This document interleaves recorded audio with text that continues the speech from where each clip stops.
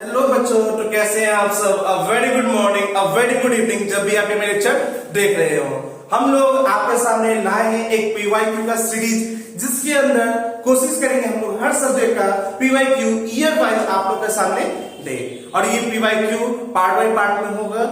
जैसे आज के लेक्चर में कुछ क्वेश्चन हमने जैसे एग्जाम्पल में 5 क्वेश्चन कराएंगे, नेक्स्ट वीडियो में हम लोग 10 क्वेश्चन, इस तरह से हम लोग की वीडियो में डिवाइडेड रहेगी हर पीवाईक्यू को। तो आज आप लोग के सामने हम लोग केमिस्ट्री का पीवाईक्यू देखने जा रहे हैं, जिस चैप्टर का नाम क्या है, मेटल एंड नॉन मेटल। ये चैप्टर सीबीएसई ने पिछले साल में काफी क्वेश्चन इस चैप्टर से पूछे और ये मोस्ट इंपॉर्टेंट चैप्टर भी माना जाता है। तो आइए हम लोग शुरू करते हैं। आप लोग की स्क्रीन पर पीवाईक्यू दिख रही होंगी और हम यहाँ पे पढ़ते हैं। चलिए तो स्टार्ट करते हैं। ये पहला क्वेश्चन सीबीएसई ने 2019 सेट 1 में पूछा था, ये क्वेश्चन सिर्फ 2 मार्क्स में आया था।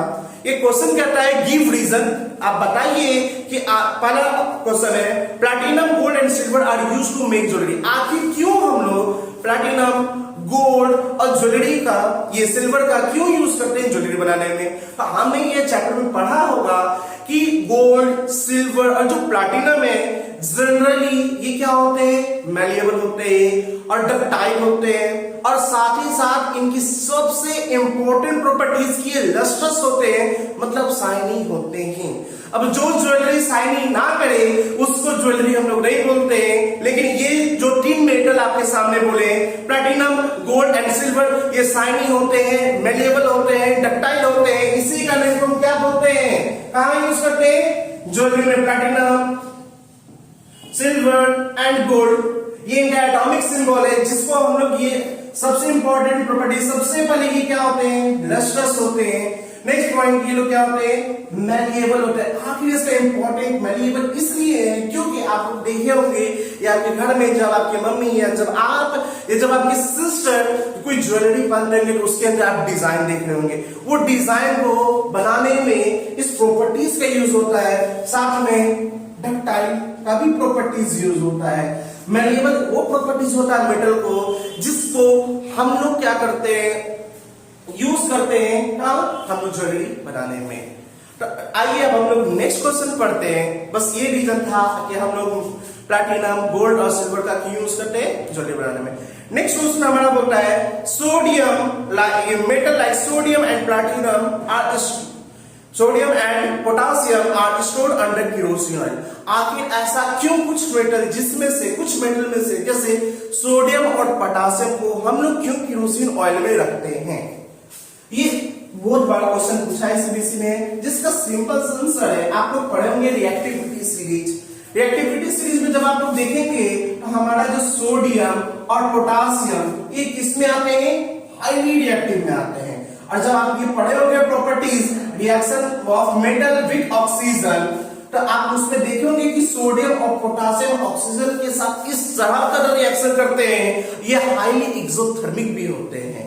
तो इसी कारण जैसे इनको हल्की सी भी अमाउंट में एयर मिल जाए, ऑक्सीजन मिल जाए, तो ये क्या करते हैं, बहुत ही हाईली विगरस रिएक्शन कर लेते हैं। अब हम इनको क्या करते हैं, केरोसिन। मान लीजिए ये में कंटेनर है, कंटेनर के पूरे चारों तरफ क्या रखना हमारा, केरोसिन ऑयल।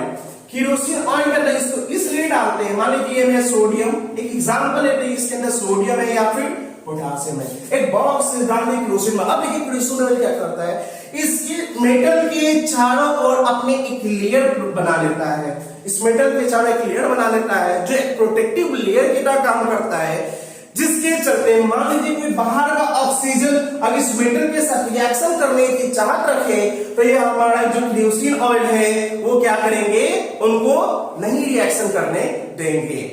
आप समझ गए। अगर आपको कोई भी डाउट रहे या कोई भी सवाल है या कुछ आप चाहते हैं किसी चीज टॉपिक पर वीडियो, तो आप जरूर कमेंट सेक्शन में मेंशन कीजिएगा। आइए अब नेक्स्ट क्वेश्चन पढ़ते हैं, जिसको सीबीएसई ने 2019 में ही पूछा था। ये भी सेट 1 का सवाल है। बोलता है क्या, जो सिल्वर पार्टिकल्स होता है become black when kept in open for some times, whereas few vessels lose their shiny brown surface as a green coat when kept in open. Write this metal reacts and write the name of the product formed. इस question में आप ये सुने होंगे कि silver को अगर हम लोग एटमॉस्फेयर में रख देते हैं तो किस कलर के हो जाते हैं, ब्लैक। वहीं पर जब हम लोग सिल्वर का नेचुरल कलर क्या होता है, हमारा सिल्वरी व्हाइट होता है, या बोल सकते ग्रेस कलर बोल सकते हैं। तो वो ग्रेस कलर से ब्लैक कलर में कन्वर्ट कब हुआ, क्यों हुआ, या फिर कॉपर के बारे में बात करें, copper naturally reddish brown colour में होता है, लेकिन जब उसको एटमॉस्फेयर में हम लोग छोड़ते हैं ताकि ऐसा क्या रीजन है कि अपना रेडिश ब्राउन कलर छोड़कर ग्रीनिश कलर में चेंज हो जाता है। चलिए आइए हम लोग इसका रीजन पढ़ते हैं। तो सबसे पहले बात करते हैं हम लोग किसकी, सिल्वर की। आखिर सिल्वर ऐसा क्या, जबकि सिल्वर लोएस्ट रिएक्टिव मेटल है, तो आखिर उसका रिएक्शन हुआ तो किसके साथ हुआ, क्योंकि हम लोग ने पढ़ा चैप्टर 1 में आप लोग ने पढ़े होंगे कि केमिकल रिएक्शन कब हो सकता है, जब 5 कंडीशन है, जिसमें से एक कंडीशन होता है अगर किसी मेटल ने अपना कलर चेंज कर दिया तो मतलब केमिकल रिएक्शन हुआ। लेकिन हम लोग तो पढ़े कि सिल्वर तो जनरली किसी के साथ रिएक्शन नहीं करता, लेकिन ये इसमें पढ़ना है हम लोग को कि जो हमारा सिल्वर होता है वो हमारे एटमॉस्फेयर में प्रेजेंट हाइड्रोजन सल्फाइड के साथ क्या कर लेता है, ये हाइड्रोजन सल्फाइड एक इम्प्योरिटी है जो हमारे एटमॉस्फेयर में प्रेजेंट है, इसके साथ रिएक्शन करके ये हमारा Ag2S plus hydrogen gas liberate कर लेता है। जहां पर ये मेरा किस कलर में है, ग्रेस कलर में है, लेकिन जब ये हाइड्रोजन सल्फाइड के साथ रिएक्शन करेगा ये हमको कहां से मिल रहा है, एटमॉस्फेयर से मिल रहा है। रिएक्शन करने के बाद ये ब्लैक कलर का सब्सटेंस बना रहा है, ब्लैक कलर सब्सटेंस जिसको हम क्या बोलते हैं, सिल्वर सल्फाइड। क्या आपको समझ में आया? ये रीजन था कि आखिर सिल्वर क्यों अपना कलर लूज कर लेता, ब्लैक कलर में कन्वर्ट हो जाता है। तो सिंपल सा रीजन, क्योंकि सिल्वर केमिकल रिएक्शन करता है और वो केमिकल रिएक्शन हमारे एटमॉस्फेयर में प्रेजेंट कौन, हाइड्रोजन सल्फाइड के साथ रिएक्शन करके हमारा कलर ब्लैक बना लेता है। अब नेक्स्ट क्वेश्चन इसी में बोला था कि आखिर कॉपर के साथ ऐसा क्या हुआ कि उसने अपना कलर चेंज किया। आइए हम लोग कॉपर की बारे में देखते हैं। कॉपर जनरली नेचर में किस कलर का होता है, आप लोग को तो पता ही होगा, नहीं पता तो देख लीजिए। Copper generally reddish brown colour में होता है। अगर आपको एग्जाम में कभी भी रेडिश ब्राउन दे तो आप समझ जाइए कि वो आपसे कॉपर के बारे में पूछ रहा है। 99% ऐसा देखा जा रहा है अभी तक सीबीएसई के प्रीवियस ईयर में, जब भी रेडिश ब्राउन कोई कलर बोलता है तो वहां पे किसकी बात हो रही होगी, कॉपर की बात हो रही होगी। अब देखिए हमारे एटमॉस्फेयर में प्रेजेंट कॉपर CO2 और हमारे नमी के साथ रिएक्शन कर लेता है। हवा में नमी भी प्रेजेंट होती है जिसको H2O बोलते हैं, लेकिन ये वेपर फेस में होती है, ना कि आपके लिक्विड फेस में।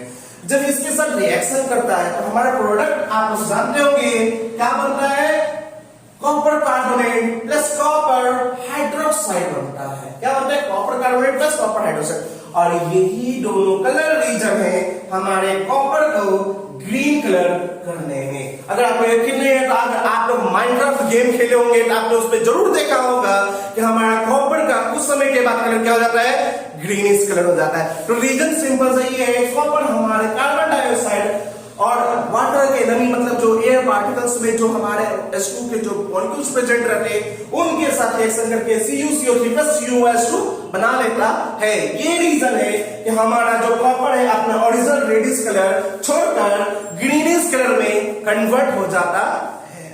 क्या आप लोगों को कोई डाउट, अगर कोई भी डाउट हो आप लोग नीचे कमेंट सेक्शन में जरूर मेंशन कीजिएगा। आइए हम लोग नेक्स्ट सवाल पढ़ते हैं जिसको सीबीएसई ने 2019 से 2 में पूछा था, और ये क्वेश्चन का नाम है गिव रीजन। और इस क्वेश्चन में पहला क्वेश्चन बोलता है carbonate and sulphide ores are क्या करते हैं, क्यों ज्यादा हम लोग क्यों नहीं इसका यूज करते हैं डाइऑक्साइड करने में, जबकि during the process of extraction. ये क्वेश्चन सिंपल सा आपसे ये बोल रहा है कि हम लोग क्यों ना मेटल का एक्सट्रैक्शन कार्बोनेट ओर या सल्फाइड ओर से कर ले। हम लोग क्यों कार्बोनेट ओर या सल्फाइड ओर को ऑक्साइड में कन्वर्ट कर कर हम लोग उसको मेटल निकालते हैं। आइए हम लोग देखते हैं, इसको एक एग्जांपल के थ्रू समझते हैं। सिंपल सा बात, अब देखिए अगर ये मेरा कार्बोनेट ओर है, कार्बोनेट ओर है या फिर सल्फाइड ओर है, कार्बोनेट ओर हो या सल्फाइड, इससे हम लोग अगर मेटल निकालें तो हमको अप्रॉक्स मान लेते हैं 100 जूल की एनर्जी लगेगी। अगर लेकिन अगर हम लोग कार्बोनेट और या फिर सल्फाइड को कन्वर्ट करते हैं पहले मेटल के ऑक्साइड में, मेटल के ऑक्साइड में, और तब जाके जब मेटल निकालते हैं तब जाके जो ये प्योर मेटल, कौन से मेटल है? Pure metal. अब देखिए यहाँ पे समझने की बात है, अगर हम लोग कार्बोनेट और से सल्फाइड और निकालते हैं, रीजन बता रहे हैं, मान लीजिए हमको 100 जूल की एनर्जी लगी, हमको 100 जूल काम करना पड़ गया इसको मेटल कन्वर्ट करने के लिए, प्योर मेटल। लेकिन अगर हम लोग कार्बोनेट और को या सल्फाइड को मेटल ऑक्साइड, किसमें ऑक्साइड? मेटल ऑक्साइड में कन्वर्ट करते हैं। मान लीजिए यहाँ पर कुछ जो लगी एनर्जी अप्रॉक्स मान लेते हैं 10 जूल, और यहां से हम कन्वर्ट करते मान लेते हैं कितना? 20 जूल।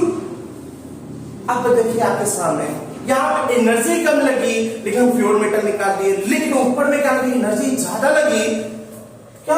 प्योर मेटल निकालने में। मतलब सिंपल सा रीजन हम ये कहना चाहते हैं, अगर हम लोग कार्बोनेट और या सल्फाइड और से डायरेक्ट मेटल निकालने की बात करें तो वहां पे एनर्जी ज्यादा लगेगी, जबकि जब हम लोग सल्फाइड और या कार्बोनेट और को ऑक्साइड में कन्वर्ट करके जब हम लोग मेटल निकाले तो वहां पे एनर्जी कम लगेगी, मतलब एफर्ट कम लगेगा। तो यही रीजन है कि हम लोग किसी भी कार्बोनेट और या सल्फाइड और को पहले मेटल ऑक्साइड में कन्वर्ट करते हैं, तब जाके हम उससे मेटल एक्सट्रैक्ट करते हैं। और आपको ये पता होना चाहिए, ये जो कार्बोनेट और है और ये जो हमारा जो सल्फाइड और है, जनरली किस रिएक्टिविटी के लिए यूज करते हैं? मॉडरेट रिएक्टिव मेटल के लिए यूज करते हैं। किसके लिए? मॉडरेट रिएक्टिव मेटल के लिए। फिर से बोल रहे हैं, ये जो हम लोग कार्बोनेट और या सल्फाइड और है, ये किस जनरली मेथड के लिए यूज होता है? कौन मेटल? मॉडरेट रिएक्टिव जो मेटल होते हैं जनरली वहीं पर इन सबका यूज होता है।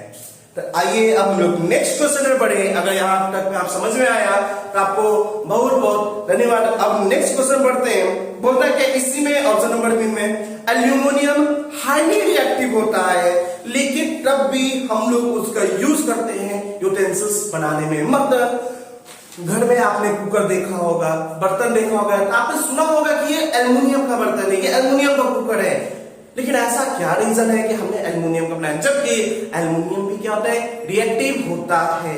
तो सुनिए, एल्युमिनियम जनरली क्या करता है? ऑक्सीजन के साथ रिएक्शन कर एक एल्युमिनियम ऑक्साइड का लेयर बना लेता है। लेकिन ये जो ऑक्साइड का जो लेयर है उस एल्युमिनियम के अपर सरफेस पर ही प्रेजेंट रहता है। आइए फिगर के साथ समझने की कोशिश करते हैं।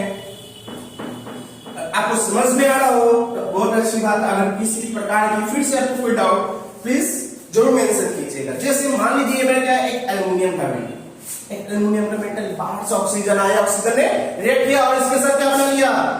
एल्युमिनियम ऑक्साइड का लेयर। एल्युमिनियम ऑक्साइड का लेयर एक N2O3, हमने एल्युमिनियम ऑक्साइड का लेयर बनाया। अब देखिए ये लेयर क्या करता है? आगे जब कोई ऑक्सीजन और रिएक्शन करना चाहेगा, ये लेयर बोलेगा कि हम आपको आगे नहीं करने देंगे, हम आपको रिएक्शन और नहीं करने देंगे।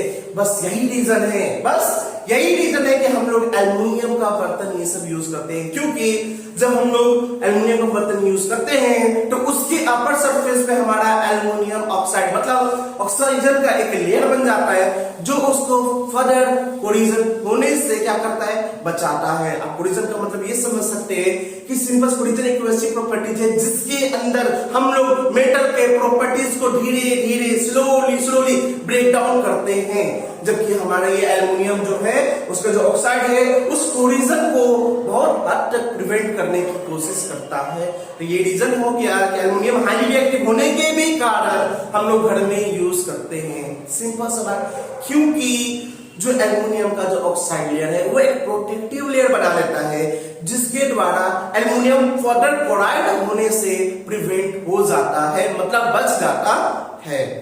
अब आइए अब लोग नेक्स्ट क्वेश्चन पढ़ते हैं, जिसको भी सीबीएसई ने 2019 सेट 3 में पूछा था।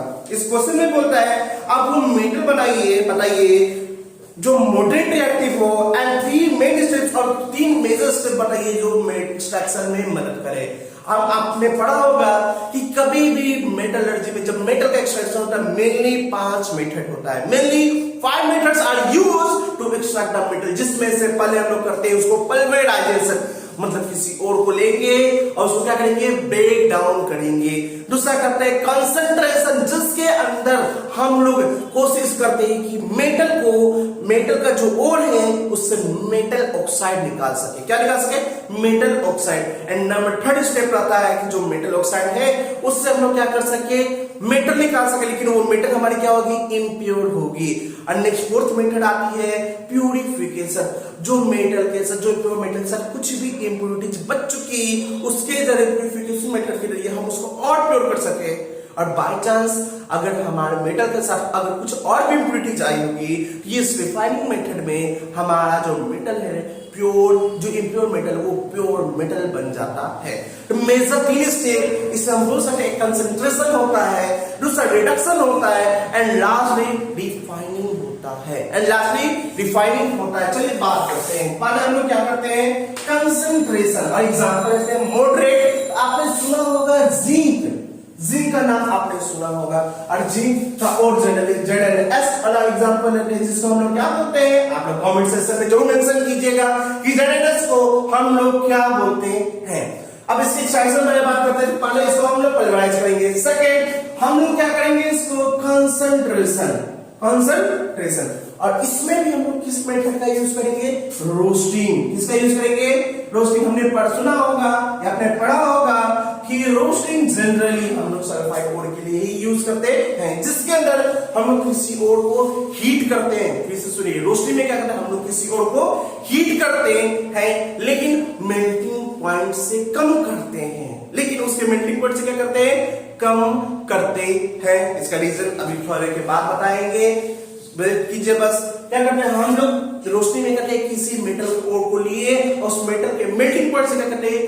लो टेम्परेचर पर एक्सेस एयर में हीट करते, एक्सेस ऑक्सीजन देते हैं। एक्सेस ऑक्सीजन में क्या करते हैं? हीट करते हैं, जिससे क्या होता है?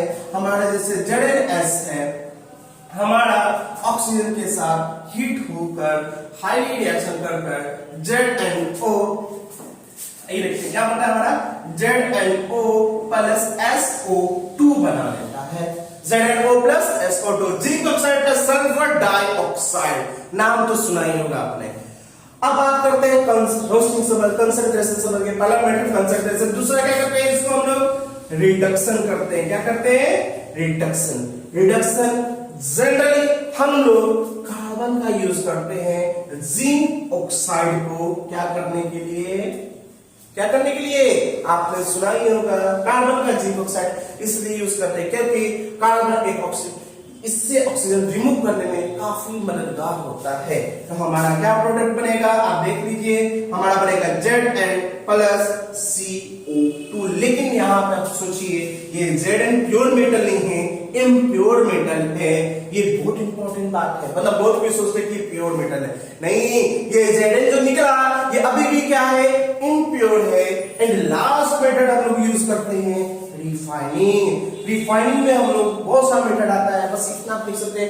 रिफाइनिंग करके हम लोग जो Zn जो इम्प्योर मेटल है उसको क्या कर लेते हैं? हम लोग प्योर कर लेते हैं। आप लोगों को समझ में आया? तो कोई डाउट? आज का सेशन बस यहीं तक रहने देते हैं। अगर आपको किसी प्रकार की कोई भी डाउट है, आप कोई सजेशन देना चाहते हैं, तो प्लीज कमेंट सेक्शन में जरूर से जरूर मेंशन कीजिएगा, ताकि हमें आपकी सहायता से हम लोग आपको बता सके, आपकी जो सोच आप लोग जो चाहते हैं वो लोग हम लोग कर सके। अगर आप इसका आंसर चाहते हैं आप एक बार कमेंट कीजिए, आपको नीचे PDF सेक्शन में, नीचे कमेंट सेक्शन में जरूर से जरूर आपको प्रोवाइड कर दिया जाएगा। तो आज के लिए बस इतना ही। Thank you all the very best.